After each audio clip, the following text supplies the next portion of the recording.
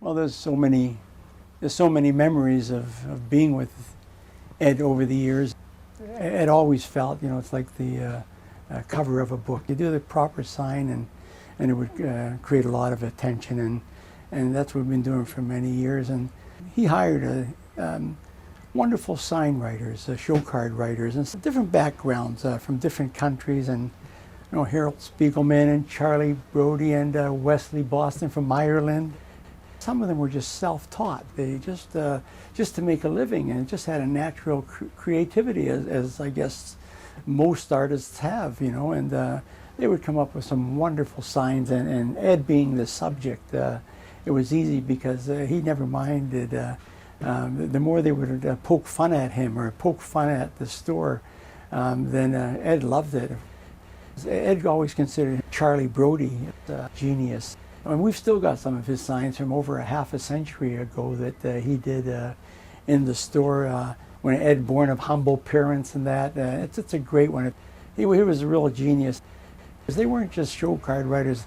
They would take parts in different promotions and do many tasks around the store. And we've had so many different ones over the years, and certainly the two that are with us now have been here for many years. As the years progressed, the computerized vinylization of the sign business kind of took over, and there was less and less work. I came and worked at Honest Ed's, which was 15 years ago. I could never go anywhere else now, because I'm a dinosaur.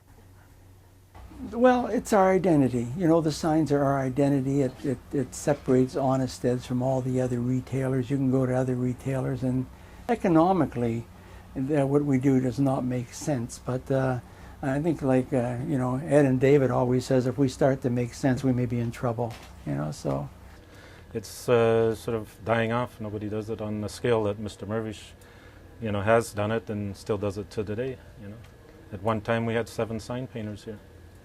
And a lot of the signs Ed created himself. It was his humor about put this sign up and put that sign up. It was just his humor. He really had fun, Ed. And there was one he created, and when he dies, what his funeral should be like. And it should be a model of Honest Ed's made out of potato salad. And so he just had a lot of fun.